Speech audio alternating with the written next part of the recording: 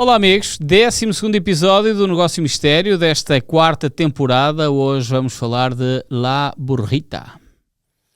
Juan Sebastián Verón, para quem não conhece. Para quem não conhece, a pequena bruxa, o jogador que jogava de meia caída, caneleira curta e uma fita branca debaixo do joelho direito.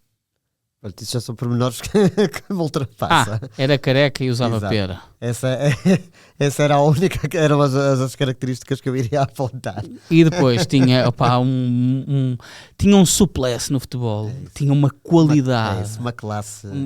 Exuberante. Quase que apetece dizer, já não se fazem médios assim. Exatamente, é que é mesmo, mas é que é mesmo, já não se fazem, porque era tanta leveza naquele futebol. Sim, e era bom em tudo, no passo curto, no passo longo, no remate de longa distância, na resistência física, visão de jogo, ele tinha tudo, era um médio completo. Fazendo aqui uma analogia e mandando um abraço para o podcast dos falsos lentes, ele era um falso lente. Sim, porque realmente a característica que ele não tinha era a velocidade. Sim, mas estava ali. Mas a bola tinha velocidade nos pés dele. Aliás, há muitos treinadores que até dizem isso. Não és tu que tens de correr, é a bola que tem que andar. É isso. E com o Sebastián Verón, a bola andava com uma delícia. Aquela expressão onde ele punha os olhos, punha a bola, era mesmo assim. E nós vamos falar sobre a estadia dele em Manchester, no Manchester United, porque augurava-se algo melhor, mas a coisa não correu como toda a gente perspectivava e desejava. Não, é verdade. Primeiro porque a transferência dele foi bastante cara, não sei se tens aí o valor. 35 milhões de euros. Bateu algum recorde ou ficou perto disso? Não, eu acho que ele torna-se o primeiro sul-americano da era Manchester United. Ok. Tenho quase certeza, é o primeiro atleta da América do Sul a ser contratado pelo Manchester United. Foi um daqueles jogadores ao estilo de Alex Ferguson, que é, eu não o largo enquanto não o tiver. E Ferguson foi a Roma, tipo um sonho antigo, então. foi a Roma, meteu no avião e enjalou a bruxa e levou com ela para Manchester. Porque no fundo, se nós olharmos para os números dele, já agora o Verón faz 82 jogos em 2 anos, em 2 épocas, marca 11 golos, faz 13 assistências pelo menos, não são números assim tão fracos.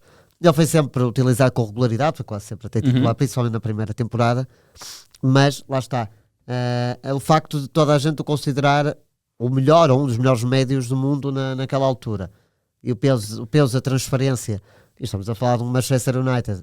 Atualmente o Manchester United passa por uma fase menos boa, mas na altura estava no top 3 dos melhores clubes do mundo. O Manchester United tinha sido campeão da Europa 2 anos, 3 anos antes. Portanto... E mesmo mesmo na primeira temporada do Verón no Manchester United, chega às meias finais da Champions e é eliminado pela regra dos golos fora pelo Bayer Leverkusen.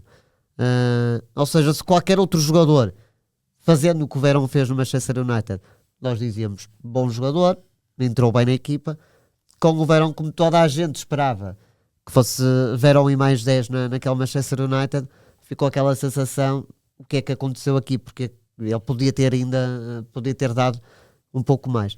Estamos a falar de um jogador que... O impacto dele no Manchester é espetacular. Os primeiros mas jogos ele entra dele muito bem, sim. São com muitos golos. Vamos aqui certificar a vida dele no Manchester United.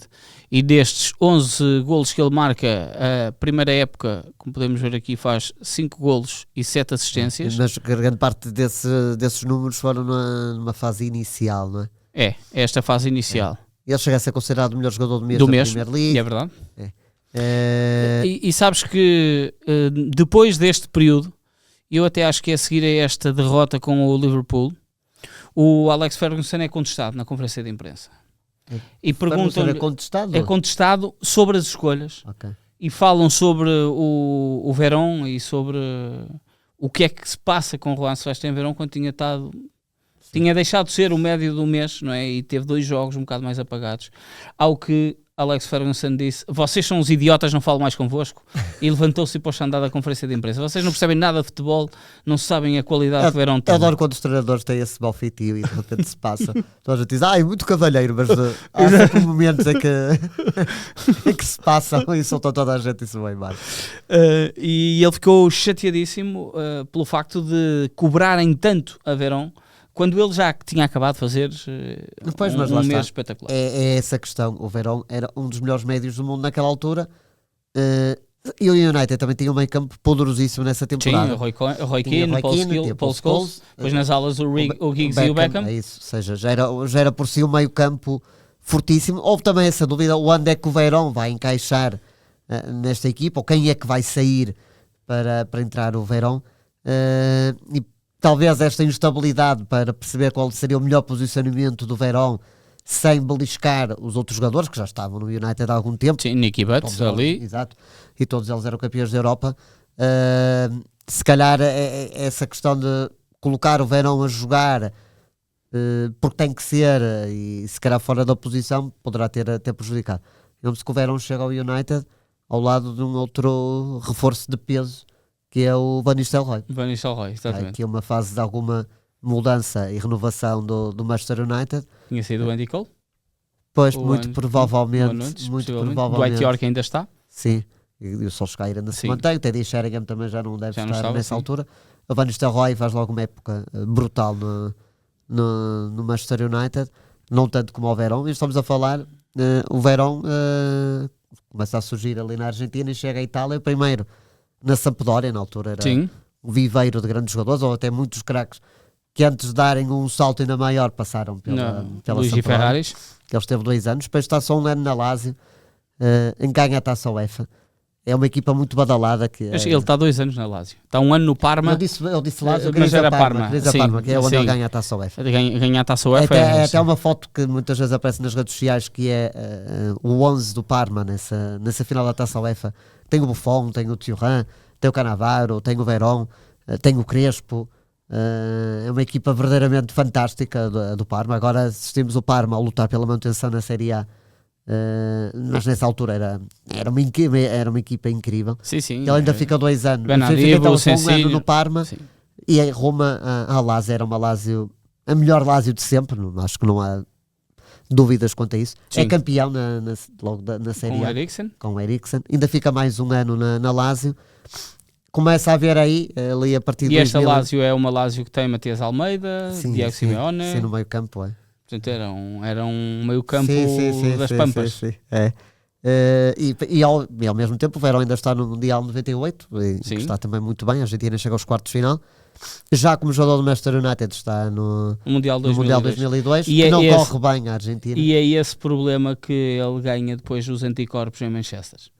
É nesse Mundial de 2002 porque a Argentina perde contra a Inglaterra na fase dos grupos. Perde contra a Inglaterra, a reação dele acaba por não ser muito boa, os adeptos não gostam. Mas que queriam que o Verón ficasse satisfeito pela seleção dele ter perdido. Não, mas sabes como é que são os adeptos ingleses depois neste lado patriótico? E o Verón foi muito castigado de alguma forma pelos adeptos, pela forma como acabou por ser tratado, e a segunda época dele veio muito a reboque desta desilusão e acaba por ser um jogador um bocado mais mecanizado. Isso. Depois 2002, 2003 é uma época em que ele está mais apagado, ainda faz ali, principalmente na Liga dos Campeões, na fase de grupos, ainda está em bom nível, mas não é tantas vezes titular, não deixa tanto a sua marca, o Verón nessa segunda temporada. Já não me recordava dessa situação do Argentina e Inglaterra e das consequências a partir daí em termos de acolhimento do público. Ele sentiu muito isso e depois muda-se para o Chelsea. Porque ele continua em Inglaterra, mas vai para o Chelsea. Sabias que foi a primeira contratação de Roman Abramovich? Pois, eu lembro-me que foi nessa altura que o Abramovich chegou, foi em 2003, e vai também o Crespo. Vai o Crespo. Que também tinha jogado com ele no Parma. E na Lazio não chegam, acho que ainda chegam a jogar em 2001. Sim. Acho que o Crespo vai para a Lazio já campeã. Eu tenho a ideia que esses dois, e o Makelele talvez, sim, são essas as contratações, principais contratações do Chelsea e do Abramovich. E ele vai para o Chelsea e diz que foi o pior erro que podia ter cometido na vida enquanto jogador no futebol europeu. Foi. Porque ele diz nós falamos dele no Manchester United porque foi mais mediatizado. Sim. Porque ele estava... Até porque no Chelsea quase ninguém se lembra da passagem dele. Ele quando vai para o Chelsea já ninguém espera que ele possa ser o Verón que toda a gente esperava que seria no Manchester United. E é engraçado ele dizer isto porque ele chegou a dizer numa entrevista anos mais tarde que ele é natural de La Plata, nos arredores de Buenos Aires, um bairro de Buenos Aires, e que está habituado a cidades pequenas. E que Londres era muito grande. E que Manchester era muito mais acolhedor, tinha uma maior ligação com Manchester, e que quando se mudou para Londres achava que poderia, no fundo, reavivar a sua paixão, e foi uma coisa que acabou por não ter. Mesmo a própria relação com os adeptos, o Chelsea é um clube pouco diferente da relação dos adeptos com os jogadores. Certo. Muitas vezes até há queixas dos próprios jogadores que o Stamford Favoritos não é um estádio vibrante, sim, não é como tu vês qualquer jogo inglês, e às vezes basta ganhares um lançamento que o público está ali, okay. E no Chelsea parece que o público está olha, assim, eles fossem jogar para o Bournemouth à parte completo, sim. Sabias que o Bournemouth é tido como sendo o clube inglês que tem a franja de idades de adeptos mais velha. É? Porque a cidade de Bournemouth é no fundo a estância de retiro dos reformados londrinos. Olha, não fazia ideia. E apanham lá a M23 ou a 32, sim, a estrada, e vão parar a Bournemouth, e no fundo é a casa de férias, okay, deles. É como nos Estados Unidos também, não sei se é Califórnia, qual é a zona. Sim. Então, mas se tu fores assistir a um jogo de Bournemouth em casa, vais ouvir mais os adeptos forasteiros do que os caseiros. Então vou estar atento. Próximos, se calhar só na próxima temporada, não sei. Vou estar atento aos jogos do Bournemouth e olhar para a bancada a ver os cabelos brancos. E vais perceber que ouves mais barulhos de adeptos adversários do que os adeptos da casa. E no Chelsea, esse era um Chelsea novo rico. E parecia que o não, Chelsea começa a emergir, é onde é o Ranieri o treinador. Certo, um Chelsea certo, que fica em segundo na Premier League, que era a melhor classificação. Sim, e toda a gente contesta quando sai o Ranieri e entrou o Mourinho, porque ele fez segundo, sim, como é que vem agora buscar este? Vou fazer melhor. E que chega às meias finais da Champions. Esse Chelsea chega às meias finais da Champions, elimina o Arsenal dos Invencíveis. O Arsenal caiu no campeonato sem derrotas, mas na Champions, o Chelsea elimina o Arsenal. Mas o Verón não deixou também a sua marca, não deixou que voltou à Itália, agora para o Inter. Esteve 2 anos emprestado pelo Chelsea, mas já não era o jogador que a Itália conhecia. Há ali a questão se ele foi campeão ou não, porque em campo foi a Juventus a campeã, mas depois a Federação retirou, acho que em 2005 nem atribuiu o campeão, em 2006 acabou por atribuir o título ao Inter, e ele acaba por voltar à Argentina e ao seu Estudiantes, não é? Estudiantes. E o incrível é que o Verón tem também esta situação de ter um início de carreira explosivo, muitos anos no topo, depois tem ali uns 5, 6 anos em que cai e já cai no esquecimento, as pessoas pensam, pronto, olha, já foi, e de repente regressa ao clube dele e volta. Claro que nós na Europa não acompanhamos tanto, sim, mas ele ganha a Libertadores, se não me engano, são Estudiantes, ganha a Libertadores, jogar o Mundial de Clubes contra o Barcelona em 2009, tinha o Enzo Pérez nessa equipa, tenho essa ideia. Ora, vamos cá ver, ele terá será em 2009? 9. É. Ora, 2009. Aqui está. Ele ganha em 2009 a Copa Libertadores, ganha ao Cruzeiro 2-1 na final, e lá está ele, a titular e com uma assistência para Mauro Bozelli. Está ali também o Enzo Pérez, e eu tenho a ideia que o Estudiantes vai à final do Mundial de Clubes nesse ano, 2009, contra o Barcelona, e que está a ganhar assim até muito perto do final. O Barcelona depois acaba por empatar e ganhar, se não me engano, no prolongamento. E o Verón continuava a ter uma qualidade incrível, tanto assim é que ele chega a falhar o Mundial de 2006, ele não é convocado porque não está na melhor forma no Inter de Milão, e em 2010, quando já ninguém esperava, não é? O Verón é convocado pelo Maradona para o Mundial, é titularíssimo nessa Argentina, e continuava a ter uma qualidade muito acima da média. Era um craque. Tal como tu estavas a dizer, perde a final para o Barcelona 2-1. Só foi ali o golo do Pedro no último minuto. Senão o Estudiantes era campeão do mundo. Ou seja, o Verón parece que viveu uma segunda vida neste regresso à Argentina. Eu lembro que no Mundial 2010 a Argentina cai nos quartos de final. Os penaltis contra a Alemanha? Não, isso é em 2006. É também contra a Alemanha, sim, mas é o 4-0.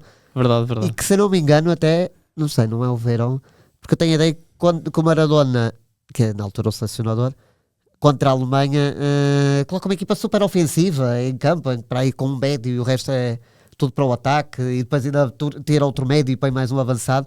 Ou seja, deu desequilibrou completamente a equipa e a Alemanha pensou, olha, se vocês estão a vir para cima de nós vamos ganhar a bola. E ele não joga.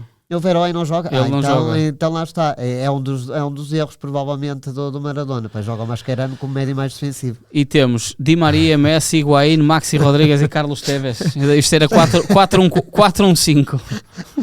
Está muito na moda. Há alguns anos surgiu a frase: Meu Deus. quem é que defende? E aqui está. Não, mas neste caso, da 4-1-5 até podia ser 5-5, porque o Mascherano podia jogar a central. Meu Deus! E eu lembro que a Alemanha ainda por cima marca cedo no jogo e a partir daí. Logo aos 3 minutos por Thomas Müller. E a partir daí a Alemanha ficou ainda mais sossegada a pensar: pronto, vamos estar aqui no nosso canto a defender. Obviamente que a Argentina tem estes craques no ataque e a qualquer momento pode marcar e com um gol. 2-0 ele tirou o Otamendi para meter Javier Pastore e desceu o Mascherano para central e depois meteu o Agüero no lugar de Di Maria. Tirou um extremo e meteu um avançado cedo. Pois eu recordo perfeitamente. Eu recordo perfeitamente deste jogo por causa disso, para pensar esta tática não dá. A Argentina tinha realmente um grande plantel e era triste ver alguns destes jogadores no banco. Podia ter escolhido o Bolatti. O Bolatti no banco. É isso, era uma equipa um 11 tão desequilibrado que, meu Deus, obviamente com esses artistas a qualquer momento podia marcar um gol, mas estamos a falar que do outro lado estava uma Alemanha poderosa. E quem defende? Pois é isso. Uma coisa é jogar como eles jogaram na segunda uma contra a Grécia. Repara, olha, este meio campo da Alemanha que tem Khedira, Ozil e Schweinsteiger. E ainda tinha ali o Müller. E depois tinha o Müller, Podolski e Klose na frente. Meu Deus. É isso. Consolaram-se neste jogo. Sim. Eu até pensava que o Verón tinha jogado, mas estava a falar e estava a pensar, mas para o Verón ter jogado, não jogaria o Mascherano, porque era pouco provável. Ou seja, ele deixou o Verón no banco, o Verón ficou ali só a ver a Alemanha a passear, basicamente. E disse assim: eu nem sei como é que o Palermo e o Diego Milito não entraram. Exato, realmente. Só havia 3 substituições. Se não houvesse 5 substituições, tinha entrado toda a gente. Ainda tirava o Sérgio Romero da baliza. Exatamente. E portanto, Juan Sebastián Verón, La Burrita, e quem nunca viu o Verón jogar, procure vídeos porque vão adorar. Era um médio absolutamente notável. E foi bom Vasco, recordar a carreira de Verón e recordar estes quartos de final do Mundial 2010. Recordar a loucura de Maradona, mesmo como treinador o homem tinha que deixar a sua marca. Eu não sei se foi antes disto, acho que deve ter sido antes disto que ele proferiu aquela famosa frase para as pessoas, certo, essa mesmo. Deve ter sido antes. Foi durante a fase de qualificação. Depois. Eu acho que é quando a Argentina se qualifica ou ganha um jogo muito importante e consegue. Portanto, grande Maradona. Porque a Argentina, eles jogam até muito bem nesse Mundial. Jogam. E houve grande contestação até nas escolhas que ele leva para a Argentina. Ele não convoca, por exemplo, o Zanetti e o Cambiasso, que tinham sido campeões da Europa pelo Inter nesse ano. Ele não os convoca. Mas a Argentina faz uma fase de grupos, era muito superior aos adversários, mas a jogar muito bem a bola. Sim. Eliminar o México e também a jogar um futebol muito ofensivo, mas lá está, era ofensivo demais. E contra essas equipas que são boas, mas não tinham a qualidade da Alemanha, dava perfeitamente e era um espetáculo.